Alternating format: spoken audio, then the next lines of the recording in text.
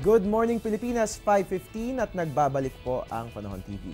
Bago po tayo magpatuloy sa ating weather updates, alamin muna natin ang mga balita hinggil sa lindol na naranasan sa bansang Chile kahapon. Kahapon nga po iniyanig ng magnitude 8.2 na lindol ang Northern Chile.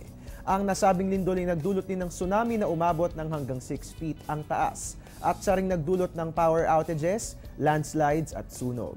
Ayon sa mga ulat, libu-libong tao na ang inilikas sa mga evacuation centers dahil pa rin sa banta ng tsunami at lindol, lalo pat 8 malalakas na aftershocks pa ang naranasan matapos ang nasabing pagyanig. Sa kasalukuyan, inalisa ng Pacific Tsunami Warning Center o TWC ang tsunami warning sa Ecuador, Colombia at Panama. Pero ganun pa man, nakaalerto pa rin ng mga otoridad sa bansang Peru. Pinag-iingat pa rin ng lahat sa bansang Chile lalo't nasa ilalim pa rin ito ng state of emergency. Samantala mga kabayan, nakaranas din po ng lindol dito po yan sa ating bansa. At ito nga po yumanig, dyan po yan sa lalawigan ng Samar. Kahapon nga po, nakagabi nga po, naranasan po ang magnitude 4 na lindol. Dyan nga po yan sa Katarman, Northern Samar. At naobserbahan po ang epicentro nito, 39 kilometers northwest ng Katarman. Dyan po yan sa nasabing lalawigan. Tectonic po ang sanhi nitong nabanggit na lindol at ayon po sa Philippine Institute of Volcanology and Seismology o PHIVOLCS, wala namang dapat alalahanin dahil wala naman pong inaasahang aftershocks na maidudulot ang nasabing pagyanig. Samantala, balikan po natin ngayon ang magigilagay ng ating panahon at para sa mga katututok pa lamang po sa ating programa, nakaka-apekto nga pong muli sa atin ang weather system na easterlies. Ito nga po yung mainit na hangin na galing sa silangan at dahil warm and moist po ito by nature, mahalagang malaman kung ano-ano nga kaya mga lugar sa ating bansa ang makararanas ng mainit na panahon. Sisilipin po natin yan sa temperature forecast ng Pag-asa.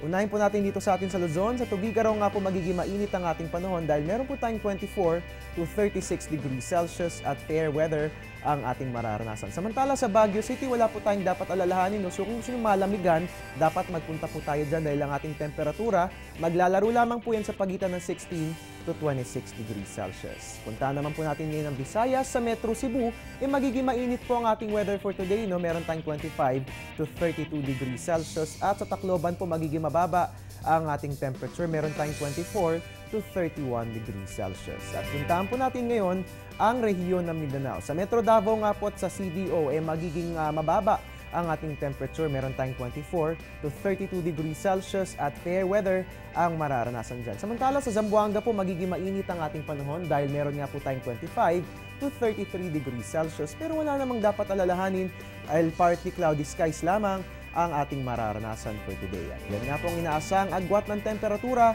ngayong araw ng Huwebes para sa iba't ibang bahagi ng ating bansa.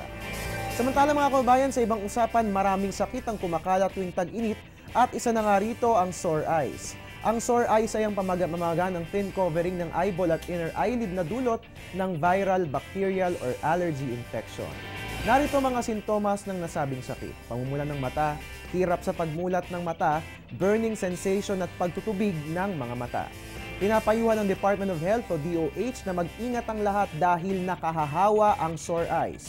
Ito ay maaaring makuha sa pamamagitan ng close contact sa taong meron ito o di naman kaya sa pamamagitan ng eye-to-hand to eye contact at paghawak sa mga bagay na hinawakan din ng taong may sore eyes. Pero wala namang dapat alalahanin dahil kahit nakahawa ang sore eyes, marami namang paraan para maiwasan ang pagkakaroon nito. Una, ugaliin ang paghuhugas ng mga kamay. Iwasan din po ang palagiang paghawak o pagkusot sa mata para hindi ito pasukan ng mikrobyo o bakterya.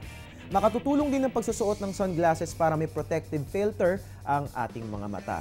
Maaari rin ito ma-prevent sa pamamagitan ng pag-iwas sa mga matataong lugar at makatutulong din ang palagiang pagde-disinfect sa mga bagay na madalas hinahawakan sa ating bahay o opisina, gaya po halimbawa ng doorknob. And for more added protection, pwede rin gumamit ng eye drops at eye ointment.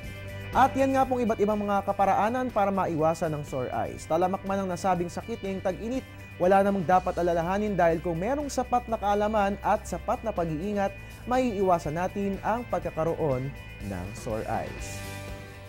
At mga kababayan, sa ating pagbabalik, sisilipin naman po natin ang 3-day weather forecast na inilabas ng Pag-asa. Ang tabayanan po mga detalye niyan sa pagbabalik ng Panahon TV.